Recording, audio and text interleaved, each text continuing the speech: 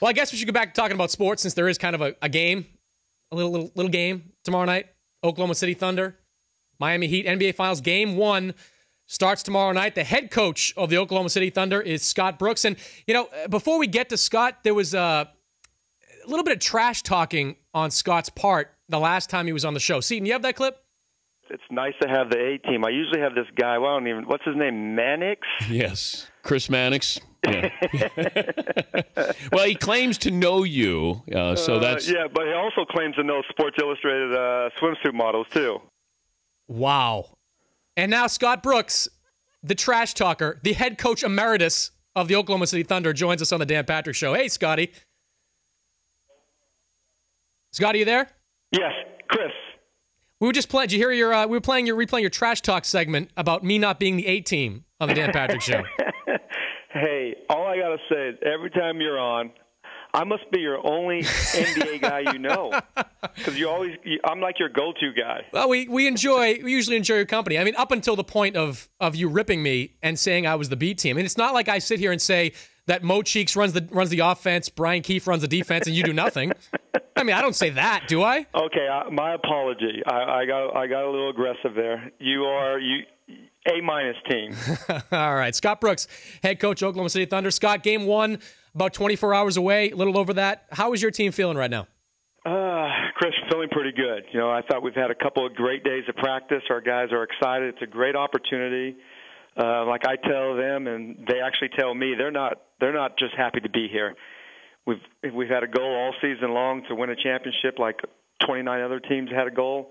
We have the opportunity to achieve that goal, but we're really focusing on our one game and playing the best we can, game 1, and then move on to the next game. That's been our mentality all season long. How do you prepare for something that most of this team has not been to? I mean, you've been to the conference finals before. That was not a new experience in that last round, but now you're in NBA finals where really only Perkins and Fisher have any kind of experience in. I mean, are there ways you try to prepare these guys for the magnitude of this moment?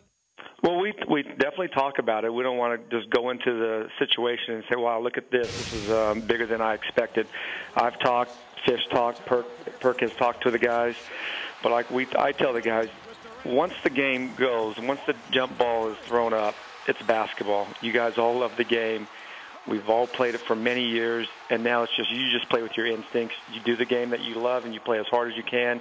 You play for your teammates, and then being on the NBA biggest stage, you can't even worry about that. Your job is to play good basketball, and I think our guys really believe in themselves and what we do as a group. Will Kevin Durant start on LeBron James? Yes, I think so. I mean, we have multiple guys that will be able to put on him. LeBron's a terrific player. He's one of the best in the world. But we're gonna do our job to keep him away from the basket. And Kevin, hopefully Kevin does a good job defensively on him. Well, do you think that Boston did that though in the last 2 games? They kind of kept LeBron away from the basket, but he still made shots. I mean, are those the kind of things you have to kind of live with LeBron if he's making those contested twos? Yeah, Chris, you have to. I mean, you have to pick your poison. You can't. He's obviously one of the best players in the world for a reason. He can take it to the basket. He gets to the free throw line. Just in the last game, he had 17 free throws. We want to defend him. We don't want to defend and foul and put him on the line. We want to contest his jump shots. And if he hits that, you got to live with that. He's a great player. He's going to make some shots. We just don't want to give him the coast-to-coast layups. We don't want to give him opportunities that are easy around the basket. If he's hitting threes and tough twos, you got to also just pat his back and say, hey, great shot, and move on to the next possession. If you guys win a championship, will people finally get off Russell Westbrook's back? You know what? Probably not. I think that's people like to do that, but I tell him, Russell, I don't care what people say about you, and actually, I don't think he cares much either. He plays as hard as he can, and he's getting better. He's not the complete player like nobody on our team is. He makes mistakes just like we all do. But what I like about Russell, he plays with passion. He wants to get better, and he's led us to a pretty good place. I mean, he's not everybody's point guard, but he's mine, and I like having him, and I appreciate what he brings to this team. Has the way he's played in the postseason, we talked about only about 2 turnovers a game. I mean, is he evolving in this playoffs? Have you seen things that have changed in him just during this postseason?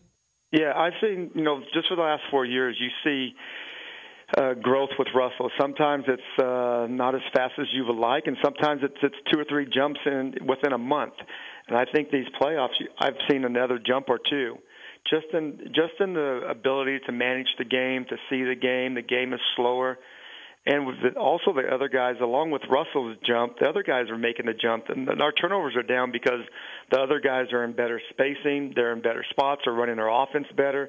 It's just not just one guy turning the ball over this past season. We've had a group of guys doing that. But in the playoffs, we've seemed to really found a good offensive flow, and hopefully we continue that. Look, I know it's a team game, but a lot of good individual matchups in this game. How important is it to win these matchups? The Ibaka, Bosch, Durant, LeBron, Wade, Harden / Cephalosha. How important is it for your guys to win those individual matchups?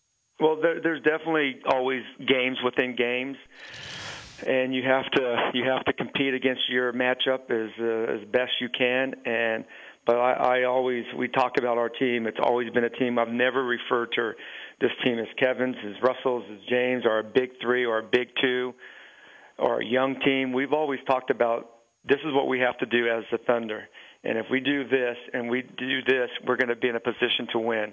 It's never been about individual play. It's never been about small groups. It's always been about our guys competing against the other team, and we've always believed that. And I think Kevin, quite frankly, if I've ever singled Kevin out or singled the three out, they would be offended by it, and that's not how they think.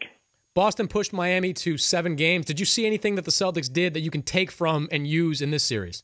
Well, the Celtics, and I give them a lot of credit. They have experience, and they've had some injuries, and I don't think people really mention that enough. They've had some very serious injuries that could have took that team down quickly. But Doc has done a great job of motivating and keeping that team inspired. And Garnett is one of the best ever. That guy is as competitive I've ever seen any player play this game, and he does it every single night. And the way they played, we've taken some things from them, and but we have to do what we do well, and we really believe that we're a very good team defensively, and we have to continue that. That has to be our mindset going into this series. We're a physical team. We're a tough team. We're a mentally strong team, and we have to continue those things. All right, 2 questions here. Most confident guy, most relaxed guy on your roster right now? Kevin. I thought Kevin he had a great day of practice yesterday, and he was very confident and relaxed. I thought, I like that. He's one of our better players, and he has to continue to be one of our leaders of our team. And I don't sense any guys on our team like stressed out or anxiety going into this series and the finals, but I do sense that we're all a little nervous, and I told the guys, you have to be nervous. I listened to the telecast a couple of games ago with Magic. He was talking about he was always nervous before games until that ball was tipped off, and to me that's good. That means you care about what you do, you care about the results, and we have a group of guys that all care about how they perform and how they perform for each other. Kevin is great at towing that company line with what we win as a team, all that stuff, but does he relish the individual matchup? I mean, he has this matchup with LeBron that everybody is going to be watching. What do you think his mindset is as far as this? Does he look forward to it? Is it nerve-wracking for him? What is it? I think he looks forward to competing. I think when you have the ability to compete against the best team, we have the ability to compete against some of the best players at their positions. That's a challenge. You get better as a player. You don't get better as a player playing against guys like you or guys like me. When you play against the best players in the league, that's how you improve. And Kevin wants to keep getting better, and he's going to play against some of the best defenses that he will see in this series, and individual defense. LeBron's a great defender. Not only is he a great offensive player, he's a great scorer, he's a great facilitator, he's a great defender. Number of flagrant fouls Kendrick Perkins gets called on in the series. Hey. There's going to be a couple. We're going to play very physical basketball. We're going to keep it within the rules, and we're going to move forward from possession to possession. All right. Well, Scott Brooks. That's the company line there, right? Absolutely. Well, Scotty, we'll see you tomorrow night. Best of luck in Game 1. I will stop calling you head coach emeritus after the show is over. Perfect. Thank you. I'll see you tomorrow. All right. You got it. Okay. That's Scott Brooks, head coach, Oklahoma City Thunder. Big series for Scott. Scott's going to be a coaching free agent after this year. Does not have a contract with the Thunder. Didn't want to put him on the spot right there. Really not necessary there. But he's he's an attractive guy as far as coaches go. And they want to keep, talk about continuity with this team. They want to keep everything going, not just the roster. You want to keep the coaching staff in place. You want to keep the front office in place.